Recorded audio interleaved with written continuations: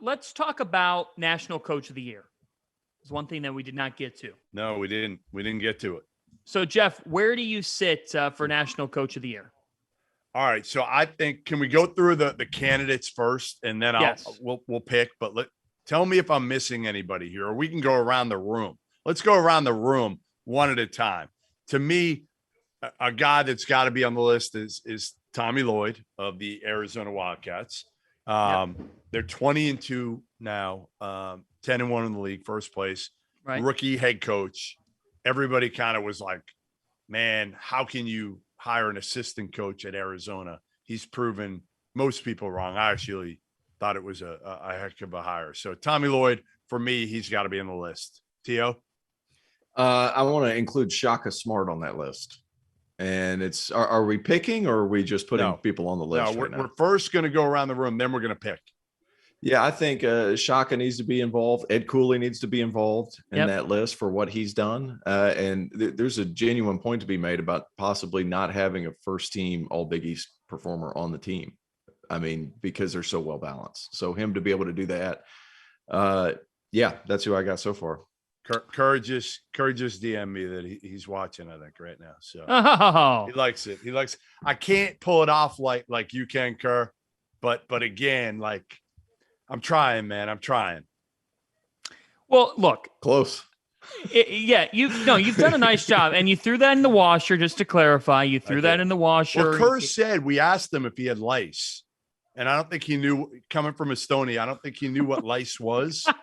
But he said he did not have lice. So you asked him that?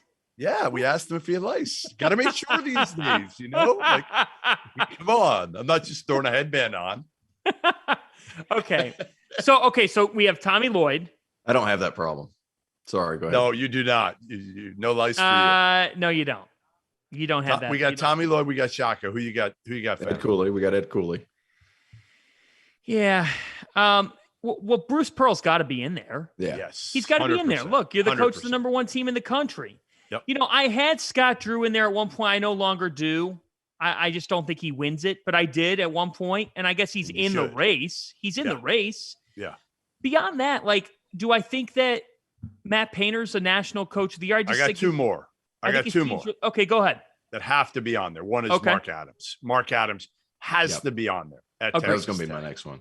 Absolutely. He's done an incredible job. Again, in his mid-60s, gets the job. And part of it for me is, I doubted him. I completely doubted him, but he's done a hell of a job, not just showing he can coach defense, showing he can coach and manage a team. Yeah. We got to throw Steve Forbes in there, 6-16 last year, 19-5 right now.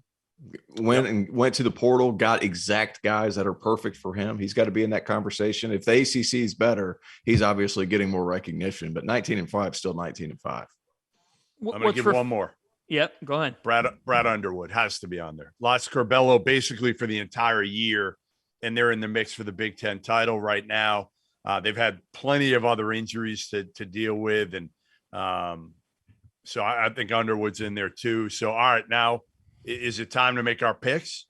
I think it's time to narrow it down to three people. No, let's just make our picks. Let's make our picks. Go ahead. Make your pick, T.O. Make your pick, Terrence. I'm going Shaka Smart. And the reason being is they were sub 500 last year. And the way he's got those guys playing, that had to be a massive turnaround really quick. And those guys compete so hard. That energy level is back in Marquette. It is a fun team to watch. And those guys continually compete on every night, even some nights when they don't have all the talent in the world. Wait a minute. What about Kelvin Sampson? Yeah, we got to throw that one in there too. Anybody, though. He's done an incredible job, but their league stinks, and they haven't played anybody in their league yet. So lost his top two scorers, though. No, agreed. Listen, I'm not taking anything away from the job he's done. I just don't think, again, if they were in a real league right now, playing really good teams, again, he'd still find a way to beat some of them, but they wouldn't be undefeated in their league. Let's be honest. All right, go ahead, Jeff. I'm torn between Bruce Pearl and Ed Cooley. Completely torn. Like, I don't know which way to go, Bruce Pearl. Neither one were expected to do a whole hell of a lot. I will give it to Ed Cooley because Bruce Pearl has the number 1 overall pick or 2 overall pick or 3 overall pick in Jabari Smith. Ed Cooley, what he's done in the Big East in a league that Villanova has owned. And and to now be 10-1, 20-2 overall. I'm giving it to Ed Cooley. To be 20-2 with a team that was picked to finish 7th, and with a team that people thought might, and it was a tough job. It was a huge might make the NCAA tournament. It is a difficult job. And it's a job where this year, it's not like you're in a league where you're beating up on people. You are 20-2 and at the top of a league that could end up sending 7 teams to the NCAA tournament. And you have closed out big games. Sure, you've had some fortune with some games that have gotten axed to COVID. But the fact is, when you've been on the floor, you've won 20 games. You've only lost 2. Yeah. And people thought at this point through 22 games, you might be like 12-10 or 14-8. Right. So I'd give it to Ed Cooley. I would give it to Ed Cooley. His team is ranked 11th in the country right now. Some people thought that they'd be closer to 11th in the Big East than they would be 11th in the country. I'm not kidding. This has been incredible. It's been a remarkable coaching job, and it's been an example of a guy who has been counted out before in his career, Jeff. You know this. You've covered Ed for a long time. He thrives on being doubted. He's as good of a motivator as there is in college basketball.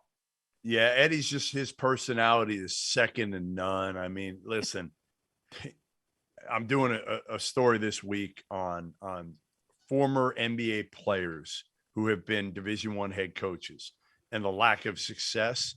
The number one guy, the number one former guy, I'm giving all of them a grade. The number one former guy is Al Skinner, who did an incredible job at Boston College and at URI. And one of the main reasons is because he had Ed Cooley on his staff, period. Al Skinner was not the hardest working dude in the world, but Eddie and Bill Cohen were as good of a staff as there ever was since I've gotten into this doing recruiting 25 years ago. They're that good. They complement each other.